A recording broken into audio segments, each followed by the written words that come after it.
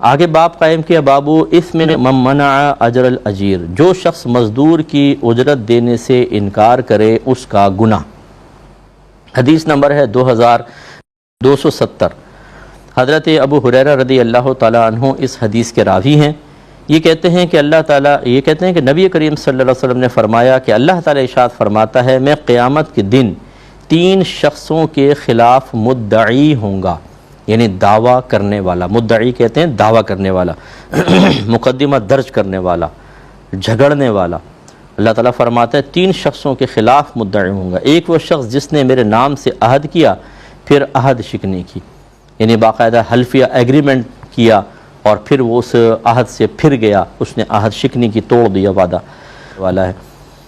تو سرکار نے ارشاد فرمایا کہ اللہ تعالیٰ نے فرمایا دوسرا وہ آدمی جس نے کسی آزاد آدمی کو فروخت کر کے اس کی قیمت کھا لی۔ تیسرا وہ شخص جس نے کسی آدمی کو اجرت پر مزدور رکھا، اس سے پورا کام لیا پھر اس کو اجرت نہ دی۔ تو یہ بھی ذرا ذہن میں رکھیں، ہمارے ہاں بعض اوقات ہمارے خود ساختہ بنائے ہوئے اصول ہوتے ہیں جو اس طرح کے معاملات کو جنم دیتے ہیں۔ مثال کے طور پہ اکثر اداروں کے اندر ایسا ہوتا ہے کہ آپ سے کام کروا کے 1 ماہ کی تنخواہ روک لی جاتی ہے اور پھر اگلے ماہ کی تنخواہ دی جاتی ہے، اور یہ تنخواہ روکنا اس لیے ہوتا ہے تاکہ ایک آدمی نکل کر بھاگ نہ جائے۔ محنت کروا لی، عمل پورا حاصل کر لیا لیکن اس کی اجرت نہیں دی، اور پھر بالفرض اگر وہ درمیان سے چلا جاتا ہے کسی اور ادارے میں، کسی اور جگہ چلا جاتا ہے تو اس کی وہ سیلری ضبط کر لی جاتی ہے۔ یہ ظلم کی ایک صورت ہے۔ اگر آپ کو مزدور کو روکنا ہے، آپ کو یہ خوف ہے کہ بھی چلتے کام میں چھوڑ کے چلا جائے گا تو ادارے کو نقصان ہوگا، اس کے لیے اور کوئی شرعی ہیلہ اختیار کریں۔ یہ طریقہ کار صحیح نہیں ہے کہ کسی نے کام کیا، وہ اپنی مزدوری کا مستحق ہو گیا، اس کا لینا واجب نہیں، ہمارا دینا واجب ہے، اور ہم سزاً اس کی مزدوری اجرت کو دبا لیں، سیلری دبا لیں کہ تم کیوں گئے چھوڑ کر، فلاں جگہ کیوں جوائن کیا لہٰذا ہم تمہیں سیلری نہیں دیں گے۔ یہ نہیں کر سکتے ہیں، یہ اس حدیث کے تحت آئے گا، تو ذرا ذہن میں رکھیے۔ اسی طریقے سے بعض لوگ کام پورا کروا دیتے ہیں اور پھر مزدوروں کو کم پیسہ دیتے ہیں، ان کی مزدوری نہیں دیتے ہیں، وہ بیچارہ رو رہا ہوتا ہے، گڑ گڑا رہا ہوتا ہے، لیکن ہم نہیں دیتے ہیں، رنگ کروا لیا، پیسے تھوڑے دے دیے۔ جو ایک تو ہمارے یہاں خرابی یہ ہوتی ہے کہ ہم پہلے طے نہیں کرتے ہیں، ہم کہتے ہیں جی رنگ کروانا ہے 4، جو مرضی دے دیجئے گا، چلو اچھا شروع کر لو۔ بھائی کیوں شروع کر لو؟ جو مرضی دے دیجئے گا، یہ تو جھگڑے کا ایک اصل سبب ہے۔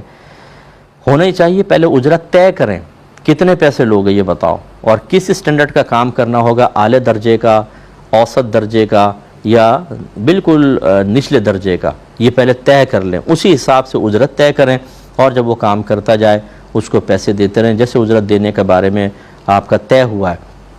اب ہوتا یہ ہے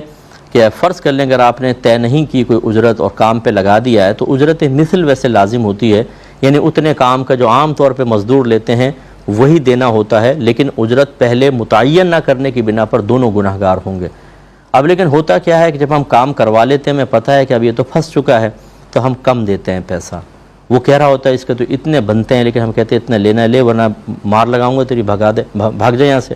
تو چونکہ ہم طاقتور ہوتے ہیں، چونکہ 4 ہمارے آدمی کھڑے ہوتے ہیں، وہ بیچارہ مزدور وہ روتا ہوا یا منہ بنا کے چلا جاتا ہے،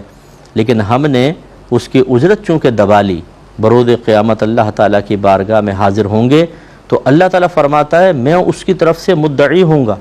یعنی آپ کو مد مقابل کھڑا کر کے وہ شخص نہیں جھگڑے گا، بلکہ اللہ تبارک و تعالیٰ اس شخص کی طرف سے آپ سے مطلب حق حاصل کرے گا اور اس کو دے گا، اور لازم بات ہے کہ اللہ سے کون جیت سکتا ہے۔ اس لیے چند روپوں کے لیے، چند اپنے دنیاوی فائدوں کے لیے شرعی اصولوں کو خون کر کے اپنے آپ کو آخرت میں پھنسانے کی کوشش میرے خیال میں کسی بھی طریقے سے یہ مناسب نہیں ہے۔